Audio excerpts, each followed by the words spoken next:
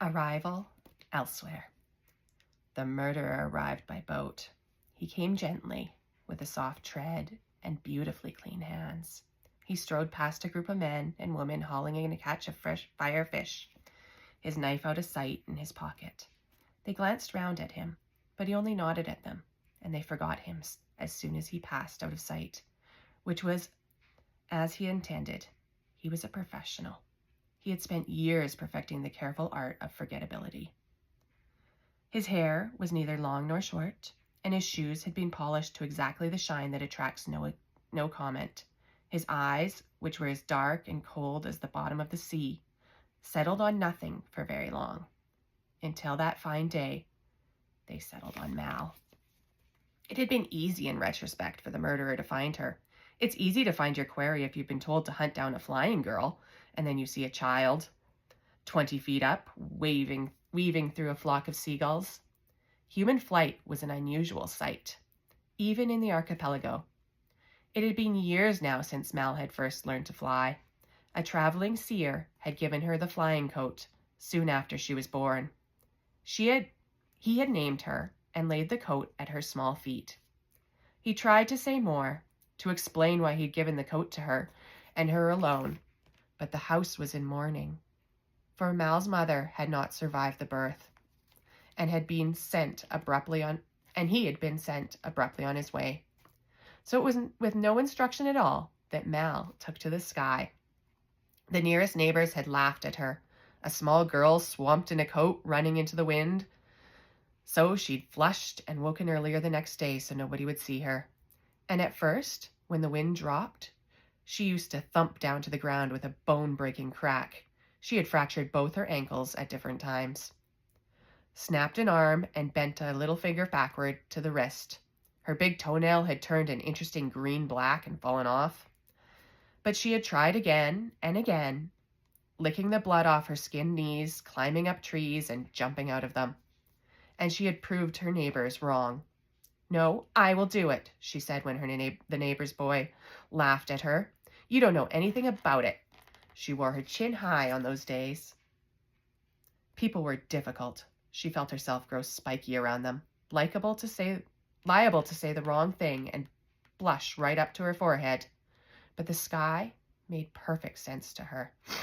She might be grubby and awkward on the ground, but in flight, the locals said, Mal Arovian was a thing worth seeing.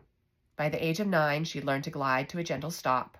By 10, she could land on the tips of her toes, or on one foot. By 12, she could tuck her chin into her chest and throw herself forward, somersaulting into the wind. That spring morning, she had flown over the sea with her bare feet skimming the water, her boots in her pockets, the ocean spray flecking her ankles, laughing with the speed and joy of it. The murderer had watched her and smiled an unlovely smile. Mal was forbidden to fly anywhere except around the garden or across the fields. Her great-aunt Leonore would have been horrified had she known how far Mal went. But her great-aunt forbade an immense book-length list of things, and she couldn't obey them all. "I can't," she said to Jellyfin, "just stay indoors and sit on a chair all day. That's how people turn to stone." So, forbidden to cut her own hair, she had given herself a fringe with a pair of nail scissors. It came out a little erratic and drunken, but she liked it. And a plaited gold thread she had pulled from an embroidered tablecloth into her braid to set it off. Forbidden to go to the forest, she flew there in the thin light of the sunrise before Leonore was awake.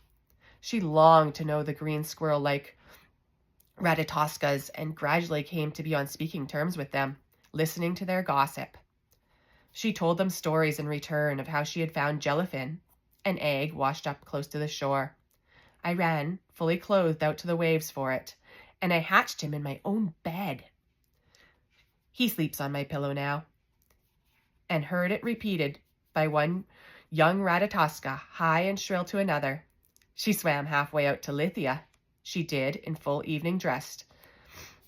Had to battle a Nereid for it, she did. She spent hours running through the trees with Jellyfin, looking for unicorns and gorging on waterberries. She had seen a family of almirages go lopping through the sun dappled undergrowth, a trail of fresh shoots of grass making their progress behind them. She had been bitten once by an Avanac, entirely her own fault. Leonor scolded for getting too close, and it had gone septic, and her great aunt had to sit up with her for 7 nights running. As soon as she was allowed out of bed, she had gone back to the forest. She had work to do there.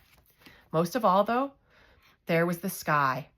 If, as occasionally happened, someone in town shook their head and told her she was a little scrap of chaos, a burden to the old woman, then Mal would glare and redden and run to take refuge in flight. The sky was Mal's freedom. She would angle herself up to fly through the clouds, soaring higher and higher in the white blur of them. She would open her mouth and stick out her tongue and come back to the earth drenched and red-cheeked and victorious. Cloud eating, she called it. Some clouds tasted different from others, a different chill and flavor to different shades of gray and white. Jellyfin couldn't yet fly alongside her, so she tucked him into her jumper, his beaked face protruding from the blue wool at the top. A few people over the years had suspected that the girl was rare in some way. Some of them thought it with a spike of jealousy for their own children, others with a thrill of pleasure. But they were busy, and people mostly let her be, to run, eat, and fly, except for that day, for the murderer.